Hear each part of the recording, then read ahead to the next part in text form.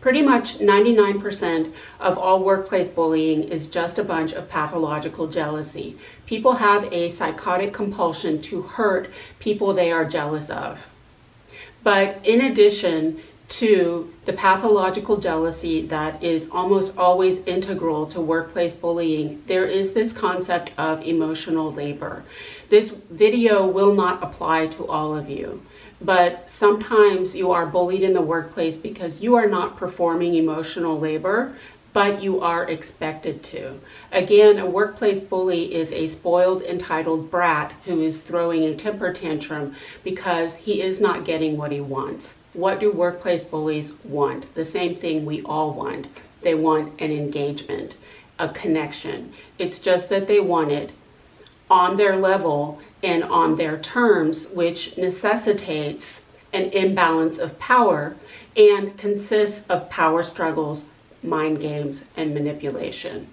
Sometimes what workplace bullies want could just be sex. That's a thing. That is workplace bullying at its most primitive and basic. But almost always what workplace bullies want is emotional in nature.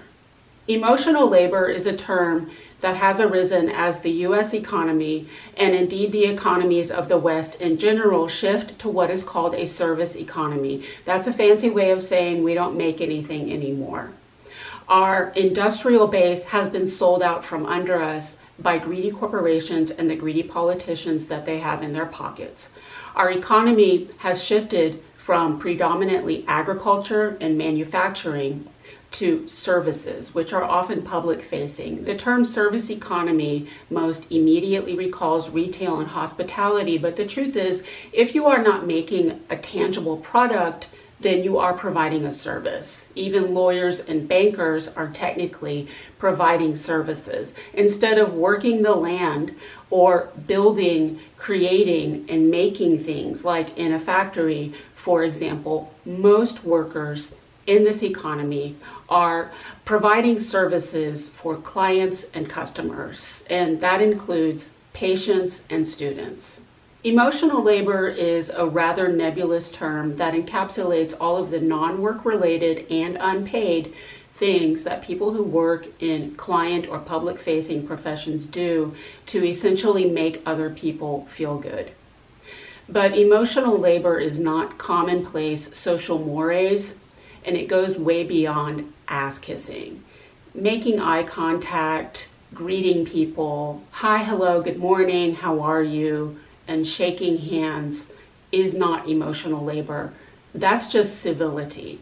Those types of pleasantries are the core bedrock foundations of a civil society. And emotional labor is not all of the empty, vapid, superficial, love your sweater, gag, puke, vomit, flattery that infects almost all of our workplaces and insults our intelligence, although that is part of it. Emotional labor is less a behavior and more an energetic state of being, one that is present, available, open, inviting, welcoming, accommodating, responsive, and receptive, and sometimes submissive, subordinate, conciliatory, and apologetic. In other words, emotional labor is an unexpressed willingness to assume responsibility for other people's unprocessed emotional toxicity because they can't self-regulate. It's not really anything you say or do. It's something you incorporate into your emotional body, like once more with feeling, if that makes sense. Think the restaurant manager who has to come out and deal with all the Karens who, I should like to talk to your manager. Oh, yes, ma'am. I'm so sorry. It will never happen again. Yes, of course, we'll comp your entire meal. And here's a gift certificate for free drinks next time. Please don't leave us a bad review. And emotional labor is particularly important in customer service, like for people who work in call centers. You know, those customer service representatives who have to take calls from irate customers who are understandably impatient after navigating the maddening labyrinth of an automated system, and the agent on the other end of the line is forced to maintain a consistently positive, friendly, and pleasant demeanor, all while bearing the brunt of some pretty vituperative abuse. Again, emotional labor, though expected in many professions, is never compensated for, and the deleterious physical and mental health repercussions of emotional labor are well documented, ranging from anxiety and substance abuse to catastrophic, life-changing health problems, all the way to self-harm and even suicide.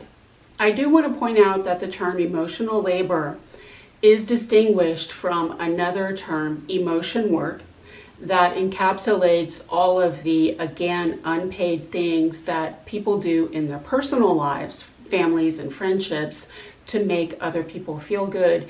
Think gift buying and wrapping, house and Christmas tree decorating, and party and wedding planning. Like emotional labor, emotion work is primarily relegated to the domain of women for reasons that I will explain. When's the last time you heard of a man planning a wedding? When have you seen a man circulate the greeting card throughout the workplace for signatures? Because emotion work takes place mostly in the personal arena, it's not really relevant to this channel, but I just wanted to mention it. And there are two other kinds of so-called women's work that are also fully expected, but totally unpaid. The first is aesthetics, image, hair, and makeup. And the second is housework. As I mentioned in the Trad Wife video, even in dual income homes, the brunt of household chores still falls primarily on the woman. You can let the dirty dishes pile up in the sink for a week, honey. You and I both know he ain't ever gonna clean them. Now, emotional labor is absolutely part of your job description if, for example, you work with children. Babysitting, daycare, primary education, even pediatrics. A child is, by definition, a ball of need. That's what a child is. Hillary Clinton was right. It takes a village.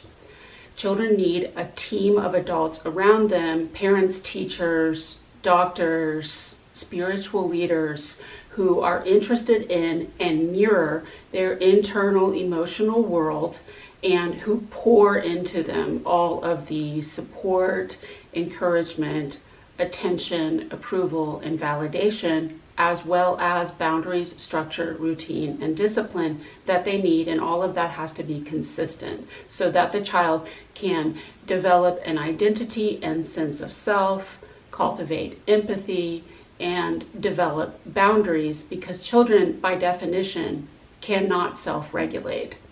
If a child is crying in my classroom, yes, of course, I go over to her and do my best to soothe and offer warmth, caring, and nurturing. Emotional labor is also a reasonable expectation in behavioral health. If your therapist is not emotionally present with you, you probably won't want to work with her. Emotional labor may be culturally relative. You let me know. You are aware of cultural norms depending on where you live. I happen to live in an area where everyone is aggressively friendly in a sinister way. It's really not genuine kindness. It's more like, who goes there, friend or foe? Where everyone gets their teeth bleached or those nasty ass veneers. Smiling looks more like teeth baring. Like, I think scientists say the original evolutionary reason human beings smile is to warn our enemies with our fangs. It's like in retail when clerks greet you with that, "Hi, how are you?" That has nothing to do with hospitality. It's loss mitigation. They're just trying to prevent shoplifting. They're saying, "I see you. I'm watching you. I got my eye on you. Don't even think about pulling anything." I lived in Russia for a couple of years, and I think If you walked around Moscow smiling and greeting everyone, everyone would think you have some kind of certifiable mental health problem, like the village idiot. At least when I lived there, Russians had a reputation for being stunningly rude, and customer service is not really a term in the Russian language, but I appreciate the authenticity. The problem with emotional labor is that it has infected even our intellectual workspaces, where again, you are fully expected to drop everything to tend to the emotional needs of the emotionally dysregulated toddlers that you work with. There's just one small problem. They're not children, not physically at least. The concept of emotional labor has taken over almost all of our workplaces to such an extent that it is now prioritized over the actual work. Personality trumps productivity. Your performance in the contemporary workplace at this point really has nothing to do with your actual work. It's your likability quotient. When my workplace bullies were conducting espionage campaigns by interrogating my colleagues and my clients, the question was never about the quality of my work. It was, do you like her? It was my likability factor. The worst narcissist I ever had sex with worked for a major investment banking firm. Shocking, I know. And he told me that every single day, the minute he got to work, before starting work, he would spend 30 minutes to an hour making the rounds of the workplace and essentially working people, chatting them up, asking them questions about their personal lives, and pretending to care that little Johnny scored a home run in softball on Sunday. He was a raging malignant narcissist who patently didn't give a crap about anyone, but he knew that was what he had to do just to survive. In an iBank, which is extremely high stakes and time sensitive because it is dependent on the stock market. Emotional labor, which essentially consists of hours of meaningless small talk and gossip, often over very expensive lunches and drinks, is excused as relationship building and rapport building. Why is emotional labor on the rise? Two reasons. First of all, again, service economy. If you live anywhere in the States, drive around, what do you see? It's all just Walmart, Target, McDonald's, Starbucks, Applebee's. At this point, most of the jobs in this economy are like that. Someone has to work those jobs. Their job is emotional labor. The other reason is the decline in education, at least in this country, especially in red states. I understand this may not be the case for those of you who live in other countries, but in America, I can say from personal experience that the situation in public education is appalling. Test scores demonstrate that American students are way behind those in the rest of the industrialized world in all subjects. When I pull up a list of doctors in my area, they are almost all from Latin America, the Middle East, South Asia, or East Asia. There's a nursing shortage, and nurses are being recruited from developing countries to work in America. American schools can no longer graduate the intellect required for the discipline of medicine. I went to good old Texas Public High School, and I really feel that I was able to get a pretty solid education. By the time I graduated high school, I had read probably at least 100 books. I had read probably at least 10 Shakespeare's. I read Beowulf, the Iliad, and the Odyssey in their entirety. I had to memorize Canterbury Tales and recite it to my teacher. I grew up reading. Most importantly, I feel that I was taught somehow to think critically. I've been working with students enrolled in the public education system for decades, and it never ceases to shock me what they do not know, even at the best high school in my neighborhood. The other day I was working with ninth graders who had never heard of Mark Twain. They read Shakespeare with translations into modern English next to it, so they never read the original. They read only excerpts of the classics like the Iliad and the Odyssey. again with translations into plain English. My clients from other countries tell me that the math on standardized exams required for admission into American graduate school, they were doing in their equivalent of middle school. And do not get me started on the phone situation. Once kids get that phone in their hands, the learning stops. They will never get off TikTok. I'm to the point that I think giving your child a phone, like feeding your child McDonald's, is child abuse. If I had a teenager, he can have a phone, but I'm not paying for data. And that phone can dial only 2 numbers, mine and 911. If he needs to call his friends, he can use the landline in the house. If he needs to use social media, he can use the desktop in the kitchen. Other than that, you're reading books, son. The dumbing down of the American people, again, especially in red states, is deliberate and intentional. Why? Number one, again, service economy. Most of the students we are graduating at this point, we are preparing to either drive for Uber or feed the for-profit prison system. Sad but true. If you have a master's degree, are you going to be happy making frappuccinos? Most of the workers in the service economy need only to be able to spell their names and perform a few very rudimentary key entries on a cash register. Other than that, smile and make other people feel good. The job is emotional labor. The second reason for the decline in public education is political. If you've watched my channel long enough, by now you probably understand I lean to the left. So if you are politically conservative, you might want to click off right now.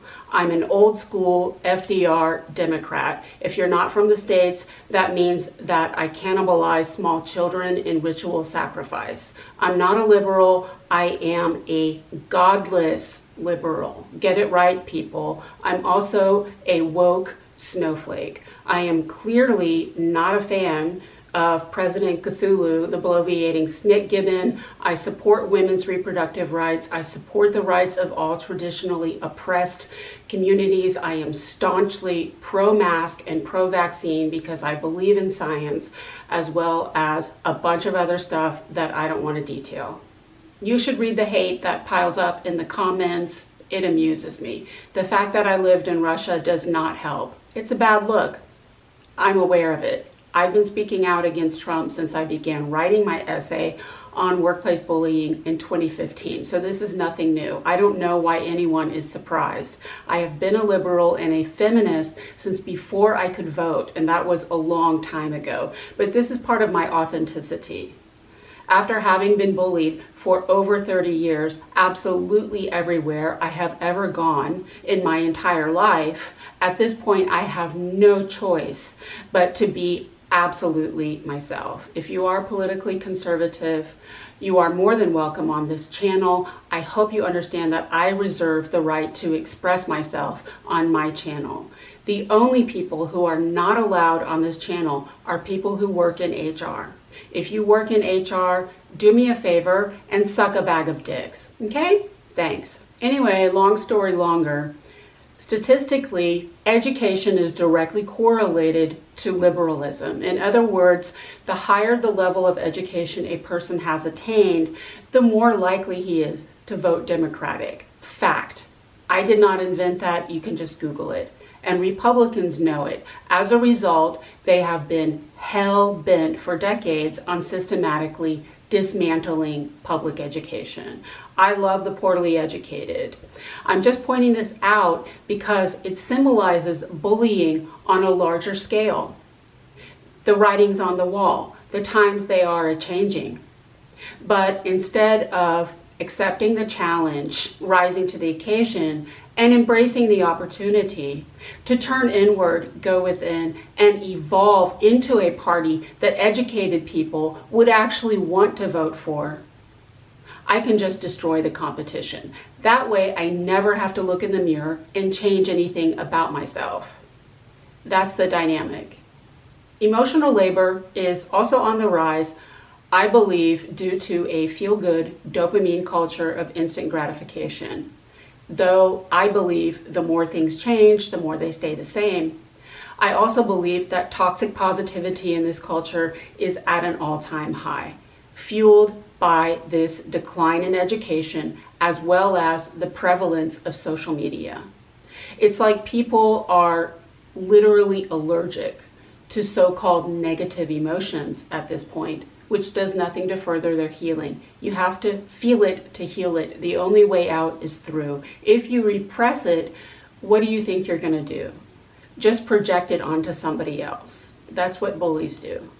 As long as you are fixated on feeling good all the time, you are essentially just avoiding emotions, which is a recipe for narcissism and codependency. Toxic positivity is particularly endemic in the new age wellness and mindfulness industries that have taken over social media, which is essentially just marketing, peddling products like magnesium serum, the modern day equivalent of snake oil. These days, I hear people in the new age community say that the meaning of life is personal happiness. Really? Do you think that's the meaning of life? Good vibes? That's it? I think it might be a little more complicated than that. Again, emotional labor is so prevalent in the workplace at this point that it eclipses the actual work, regardless of the industry. The people who survive in the workplace are simultaneously the ones who are emotionally laboring the most. They are not the best educated or the most talented. They are neither competent nor efficient. It's not their work that gets them promoted or retained. It's their personality. The narcissists in the workplace call them laid back and easygoing, and they triangulate you by comparing you to them. You don't have enough flair. I've said it before and I'll say it again. Workplace bullying has nothing to do with work. This is not a meritocracy. Again, work at this point is more about personality than it is about productivity. Smart people know that, and they're survivors. We've all had to work with that perky, chirpy, sing-songy, cheerleader hug rapist who can't stop shrieking hysterically at everyone who comes through the door. Everything's amazing! That's awesome! I think I've seen dogs piss on fire hydrants to mark their territory with more subtlety than that bitch. Someone needs to pop her a Xanax or an Ambien just to put her out of her misery. I'll take fake and annoying for 10, Alex. Well, she's in survival mode. Just doing what she knows she has to do just to survive. She knows how to read the room and give narcissists what they want. Emotional labor is the game that everyone keeps talking about. You have to play the game. One reason that people are so heavily emotionally laboring in the workplace is, again, the decline in education. It's not that emotion is inversely proportional to intellect, but sometimes emotional labor is used to compensate for low IQ, low level of education, and non-existent skill set. Some people in the workplace may technically have an education, but it's still not very good. I've worked with a couple of people with master's degrees from some backwater outfit like Slippery Rock State or Oral Roberts University. Because American universities are so prohibitively expensive, they're desperate for students, and some of them hand out degrees like candy. But 4 to 6 years of higher ed can never undo 13 years of piss poor public education. And so unfortunately, we all have to work with people with some hella imposter syndrome. They're not very bright, they're not very good at what they do, and they know it. They know they are misplaced out of their element, and so they have to camouflage their incompetence with a bunch of glamour by emotionally laboring and by bullying. Sometimes these people are the worst bullies in the place. Again, I'm too weak, lazy, and stupid to change myself, so I'm just going to take out the competition. If you are a target of workplace bullying, my guess is you do not emotionally labor effectively or at all. Workplace bullies like to test the waters. At some point that you probably do not even remember, there were attempts to connect and engage with you. Workplace bullies approached you expecting a very specific emotional response, and you didn't deliver. It could be that you were supposed to express an interest in an extramarital affair or a friendship with them. It could be that you were supposed to immediately drop to your knees and kiss their asses and suck their dicks the minute that you met them because you were so impressed with their sheer and utter awesomeness. It could be that you were supposed to express a willingness to participate in mean-spirited malicious gossip and a narcissistic smear campaign and pledge allegiance to some kind of alliance that you were not even aware of because you didn't know you were working in a Netflix reality dating competition. It could be that you were supposed to commiserate and trauma bond together with them in their little woe is me pity party. It could be that you were supposed to beg, grovel, and ask for help and express some kind of need, like for training, support, or assistance, to be dependent on them so that they feel that they have power and control over you. It could be that you were supposed to be afraid of them. A particular type of emotional labor that is expected in the contemporary workplace is your emotional investment in the work itself. You're supposed to be in love with the place. You're supposed to be so stigmatized by the work, the organization, and everyone in it that you would give them your firstborn child. This is the best job you have ever had in your whole entire life. It's not enough to work. They want your soul. You are supposed to be a company man. We've all had to work with that simp who drank the Kool-Aid. I love my job so much, I'd do it for free. That's not a loyal employee. That's just a nerd.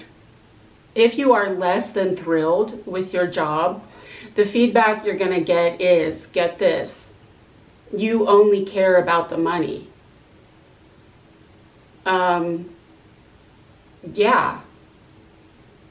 Culturally, there's a lot of whistle while you work, gaslighting. If you love what you do, you'll never work a day in your life. Let your vocation be your vacation. All of that, I think, is an extension of the New Age toxic positivity horseshit that is rotting our society from within. As I will restate in a later video, defining yourself through your career and getting emotionally attached to your job is not only pathetic, it's also dangerous. It's okay to take work seriously. It's not okay to get attached.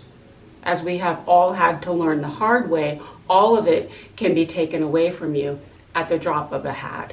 Is work really the only way that human beings can find meaning, purpose, and fulfillment in life? I lived in Russia in the late 90s. That was pretty much as close to brute raw capitalism as the world has ever seen. I have walked around dead bodies on sidewalks. Do you think my Russian friends were like, I will only do work that I find personally rewarding? They're just glad to have a job. They don't care what it is. If you live in Argentina and you're on your 10th debt default and your currency is devalued again and your life savings is wiped out, do you really think you have the luxury of personal satisfaction through work? These are the kind of people who store cash in mattresses. All kinds of people all over the world are grateful just to be employed. Money is an end in and of itself for millions of people, and there is nothing wrong with that. There is absolutely nothing wrong with working just for the money. It's only 40 hours a week. Plenty of time in your personal life to find meaning, purpose, and fulfillment. If you work at Subway, do you have to be passionate about sandwiches? This is ridiculous. In general, emotional labor in the workplace means that you supply other people with the exact emotional energy that they want. You're supposed to match their energy, just as parents mirror their children. If they flirt with you, you're supposed to flirt back, even if they're married and you're not attracted. If they tout their accomplishments, you're supposed to be amazed. If they flatter you, you're supposed to flatter them back. If they trauma dump, you're supposed to feel sorry for them. If they want you to be afraid of them, you're supposed to respond with fear. If they passive aggressively insult you with a totally not funny joke, you're supposed to laugh like it's the funniest thing that you have ever heard in your whole entire life. You are supposed to shift, modulate, and modify your emotional energy in order to accommodate their egos and to take responsibility for their emotions because they cannot self-regulate. And there's a word for that. It's codependency. Emotional labor is codependency. I'll give you an example. In my last full-time workplace bullying experience, my boss was obese, and pretty much every day she would come in my office and sit there whinging about her weight. I'm so fat, I'm so fat, I need to lose weight, I need to lose weight. So I was like, okay, have you heard about intermittent fasting?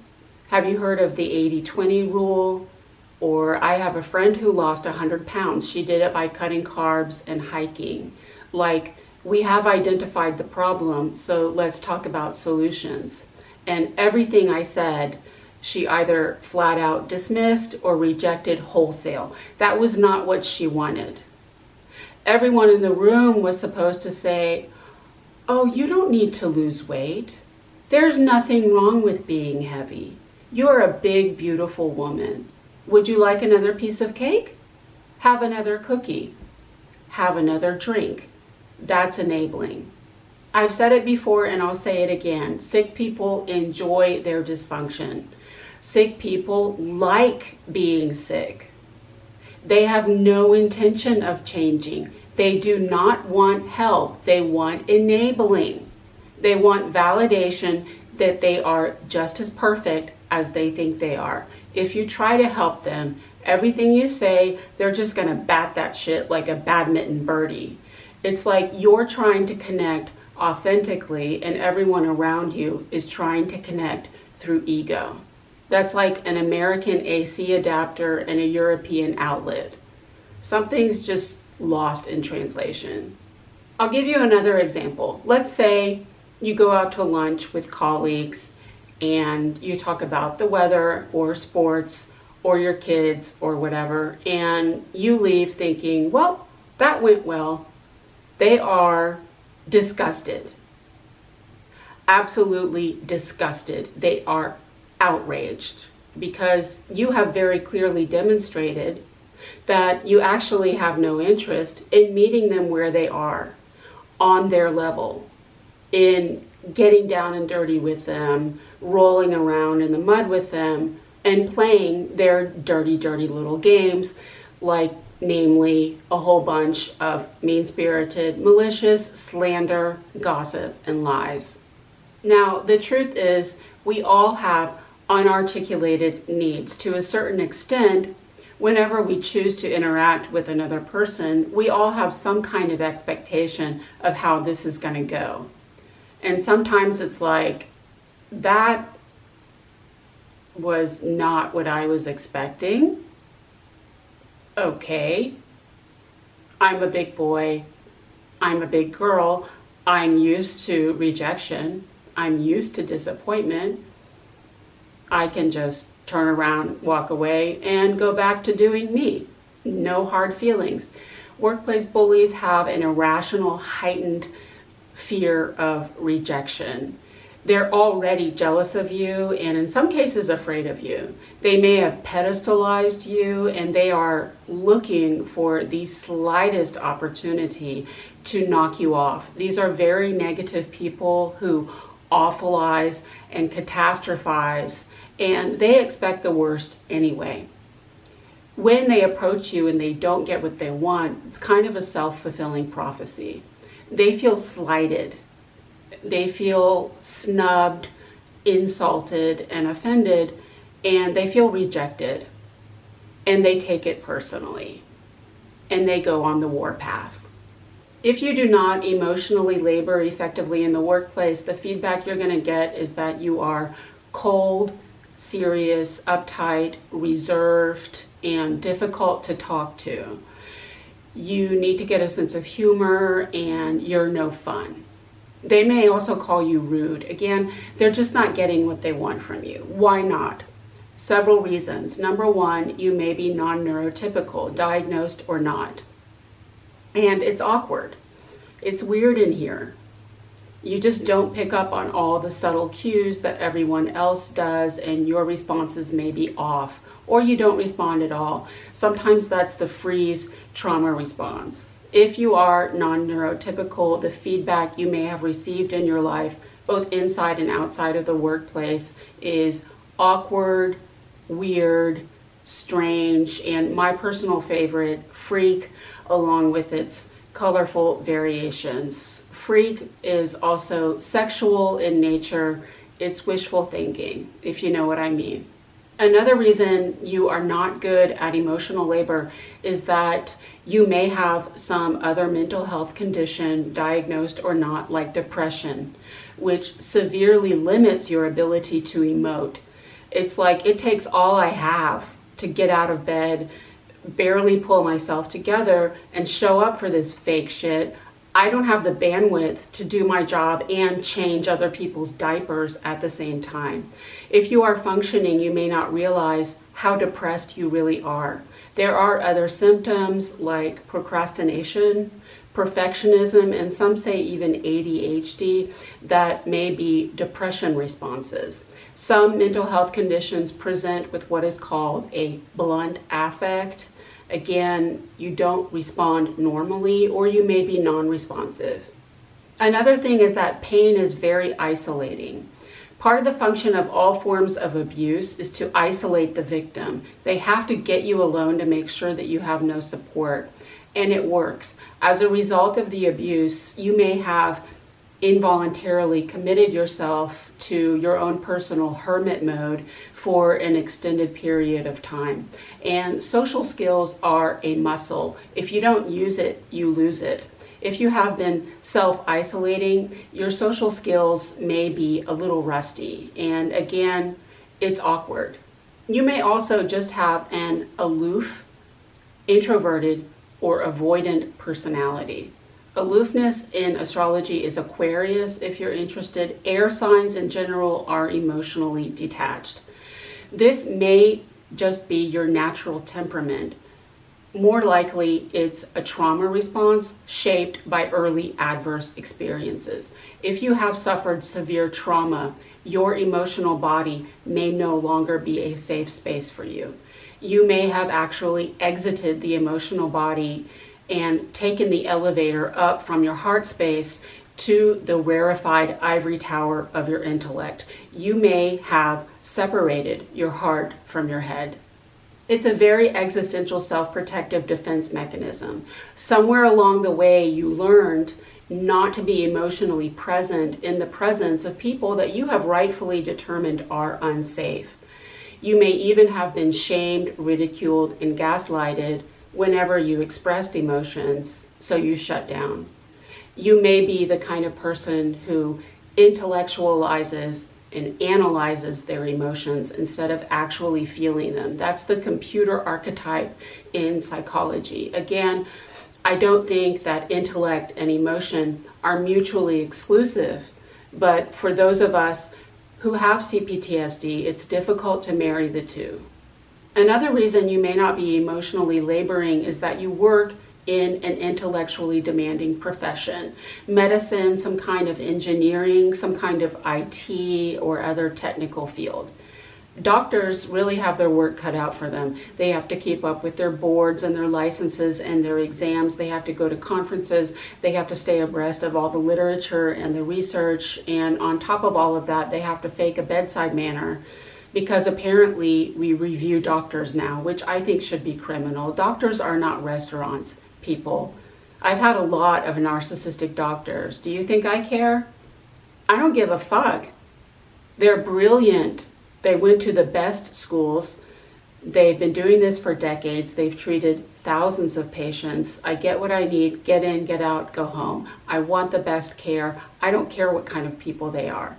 It's the same for lawyers. They have to do continuing education to keep their bar license. They essentially read and write all day. Doctors and lawyers make the big bucks, but they really work for it. It's understandable that they stay in their heads all day, and it's very difficult for them to go from 0 to 100 and switch gears and emotionally labor for dysregulated people. It's like, I'm trying to work, bro. Again, you are bullied in the workplace for not emotionally laboring because you are expected to. So let's talk about that expectation.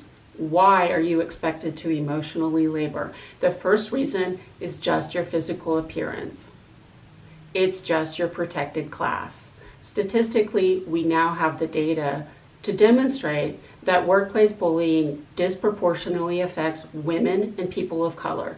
Just like everything, women and people of color are negatively affected by pretty much everything in this world except prostate and skin cancer. YouTube tells me that the majority of my viewers are young women in their 20s and 30s. As I stated in a previous video, the reason for that is nothing more than good old-fashioned, run-of-the-mill misogyny. All kinds of people still believe that women serve no evolutionary purpose other than reproduction and caretaking. They think like that, and they actually verbalize it out loud. Any woman who does anything outside of that narrow limitation should expect some pushback.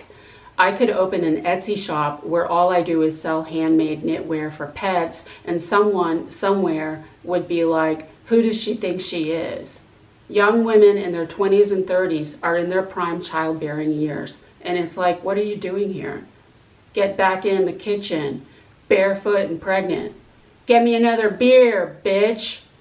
Also, financial independence is equated with sexual freedom. And there is nothing in the world that misogynists hate more than women's sexual freedom. Of course, if any of those sick, disgusting pigs thought that they had a snowball's chance in hell of fucking you, then they'd be real interested in your sexual freedom.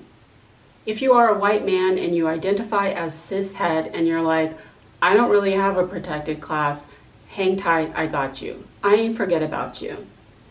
Workplace bullying disproportionately affects women and people of color because historically, women and people of color are the givers, the caretakers, and the nurturers of society. Let me explain something to you. In astrology, there are 4 elements that correspond to the 4 suits in the tarot: fire, air, earth, and water. And astrology also has gender. If you want to know your astrological gender, it's very easy. Fire and air are masculine, and earth and water are feminine. So if you are a man with a lot of earth or water, or if you are a woman with a lot of fire or air, you may at some point in your life experience some gender dysphoria. In astrology, fire symbolizes spirit, air represents intellect, earth encapsulates all things physical and material like health and money, and water is emotion. And astrology is arguably the world's oldest discipline. So pretty much since the beginning of time, men have been allowed to be spiritual and intellectual, while women have been expected to be physical and emotional. I'm not saying that one is inherently superior to the other. I am saying that divisive gender roles adversely affect all of us, both men and women. Women who are intellectual are bitches, and men who are emotional are pussies. The objectification of women is so pervasive that it starts even in childhood. What's the first thing everyone says when they see a little girl? Oh, you look so pretty. Do you say that to little boys? Our society is still patriarchal and out of balance, which means that everything that is heteronormatively feminine has to be derogated. And femininity is still conflated with emotionality, which means that all of us, both men and women, are bullied for expressing our emotions. And misogyny dictates that women not only remain on a physical and emotional level, but also serve others in those capacities. Women are very much expected to tend to other people's physical and emotional needs. You are a body in service to men. You passively let your husband fuck you whenever he wants. You bear him male children, and then you stay in the kitchen all day making food to feed the men in your family. That is the strictest gender role for women, but unfortunately it remains the norm for millions of women all over the world. And even in a supposedly advanced industrialized society, there are still a lot of misogynistic pigs who really view women only as objects to service their physical and emotional needs, like little flowers in a garden for them to pluck.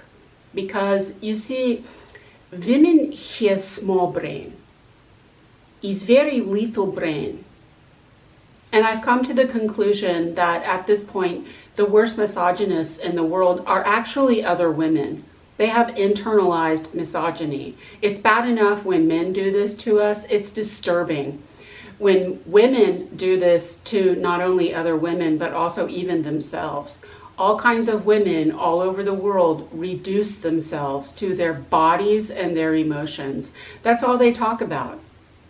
Image and relationships, food, fashion, and gossip. I feel fat and my man done me wrong. Other women have called me cerebral and a big brain and cold. They have implied that I have no heart and expressed surprise that I have feelings. They have told me, you think before you feel, that intellect is bullshit, and that they don't want to talk about current events because it's depressing. And that's why I don't have a lot of girlfriends. Most of my friends are men. When my CPTSD from workplace bullying is raging, when I am consumed by the nightmares and the flashbacks and the ruminating, this is the stuff that triggers me. This is what has done the most damage. This is the source of my greatest pain. It's not all the ridicule and the insults and the gossip. It's the boundary violations and the entitlement of bullies who really believe that I was put on this earth to be what they want me to be for them. That I exist only to make them feel good. And it is the psychological rape when they refuse to take no for an answer because women apparently play hard to get, and you just have to wear down their defenses until they finally relent. Oh good, Claire's here. That's my new best friend. That's my surrogate spouse. That's my surrogate shrink. That's the mistress I can cheat on my wife with.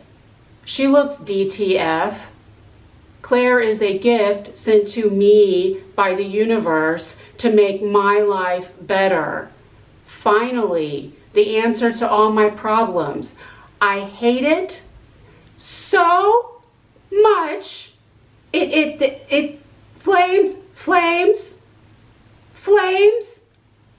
on the side of my face. 80s reference. I'll give you extra credit if you can name it.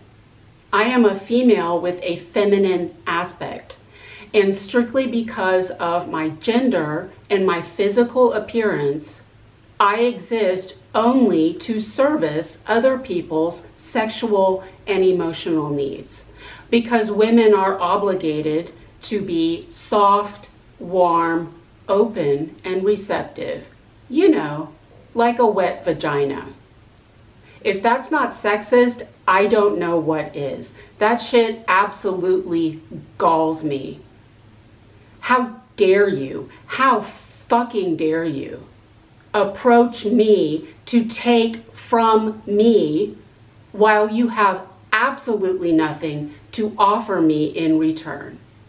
I did not walk in here for you. I am not here for you. I'm here for me. Look, I have no problem taking care of and enjoying my own body. I have no problem feeling my feelings. I don't occupy my intellect at the expense of my physical and emotional body, but it's mine.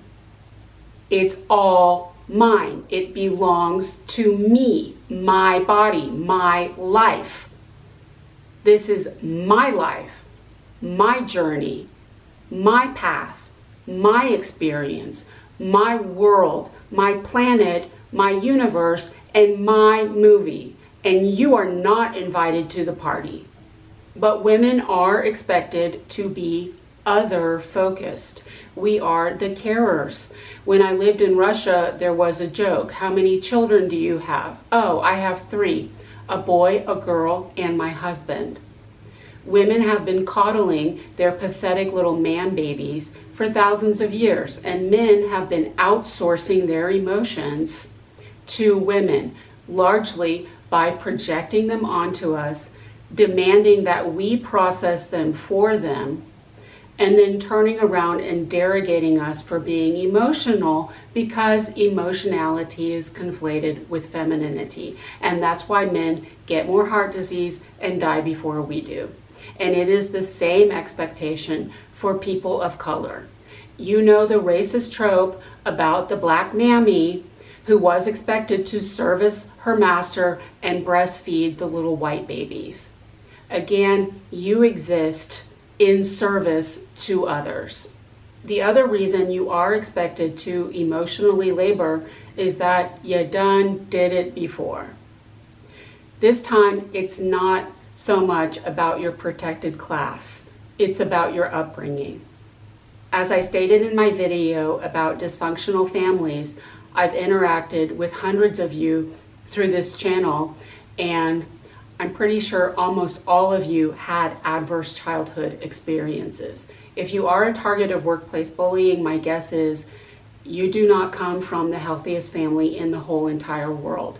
At some point in your life, you heavily emotionally labored in some kind of relationship in your family of origin or otherwise.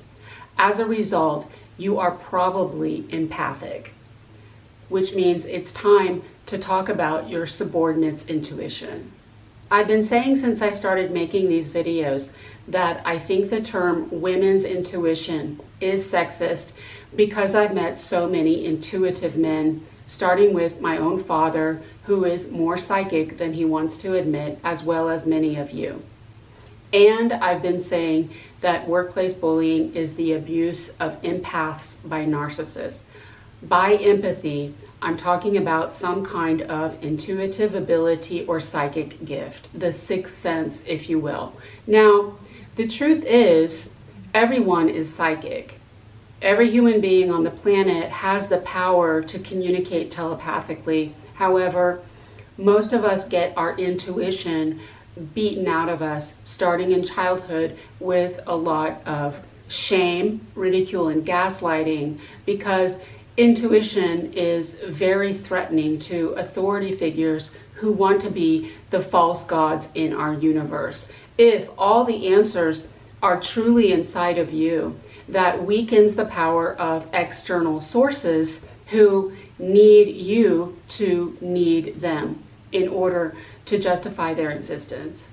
Some people with intuition were just born with the gift. Most of us are the result of childhood trauma. If you had some kind of traumatic experience, you now have your spidey senses out, reading, tracking, and scanning people. You learn to bypass yourself in order to focus on the threat. In other words, you are other focused. I'll give you an example. I consider myself precognizant, like Cassandra. Every day I experience a series of intuitive downloads about what's going to happen, what's coming next. Who's going to call, text, email, show up, where the traffic jam is so I can avoid it, who's about to come around the corner, Because I'm so verbal, I get a lot of names. I get the names of people before I meet them. I know whether or not I got the job. I have premonitions in my dreams. Some of them are unpleasant, stuff like that. I'm not that good. Don't ask me the winning lottery numbers. I don't tap into people and I don't see dead people, but I have pretty good intuition about the immediate future. This phenomenon used to bother me until I figured it out.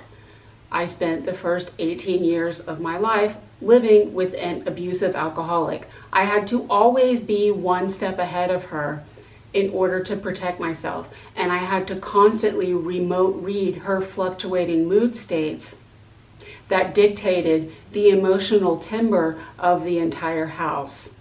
Empathy is not this warm fuzzy that people make it out to be. I've met some evil people who were pretty psychic.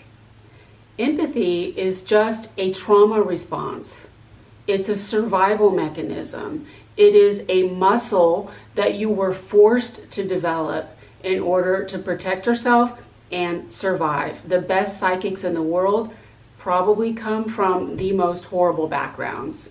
Why is it called subordinates intuition? Because in any abusive situation where there is an imbalance of power between an oppressor and an oppressed, the onus of emotional labor falls on the subordinate. The subordinate is forced to focus on the other and to determine the emotional reality of the abuser in order to stay safe, avoid abuse, and survive. Again, women and people of color. I remember talking with a friend in high school about how we could tell whether or not a man we had met had rapey vibes, because that's how women think. That's what life is like for women. To be a woman in this world is to live in fear. When men meet women, the first thing they think is, would I hit it? When women meet men, the first thing they think is he going to hurt me? If you are a person of color, I bet you know how to size people up real good. Your intuition is probably in your DNA because your ancestors had to do it for hundreds of years just to survive. And we may be so used to performing this intuitive assessment of other people that it is no longer conscious at this point. It's just instinct. And I keep saying that if you are going to survive any relationship with a narcissist, you better dust off your crystal ball. Not only are you expected to meet their emotional needs, you are expected to anticipate their needs. Okay, at precisely 3:32 p.m., the demon hose beast is going to bludgeon her way into my office with all of the class, grace, elegance, and gentle, soft-spoken, mild-manneredness of an aircraft carrier and promptly proceed to projectile vomit out all of her emotionally dysregulated pain and trauma all over my desk, and I will be fully expected to stop what I'm doing, drop everything, and clean up her mess. And if I want to survive, that's what I have to do. Emotional labor and subordinates intuition.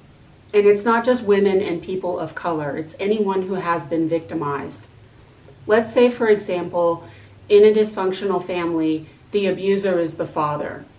So every evening around 5 or 6, all the kids in the house will start dimming their light, tiptoeing around on eggshells, getting very quiet, maybe even hiding, doing whatever they need to do so as not to incur his wrath. So he can come home, man spread on the couch with a beer and lord it over the house so he feels that he is in control of something because he doesn't feel in control of very much in his life. That's emotional labor and that's codependency. I'm making myself small in order to accommodate your ego. I'm shifting, modifying, and modulating my emotional energy in response to yours. I'll give you another example.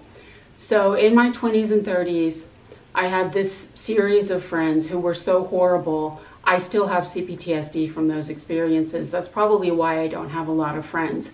Anyway, two of them, one of whom was older than I am, went out with me on separate occasions for margaritas and got puking drunk. I mean, shit-faced. And then both of them proceeded to invite themselves back to my place to crash, where presumably I was expected to get up and make huevos rancheros for them in the morning for their hangovers. Where have I seen that film before?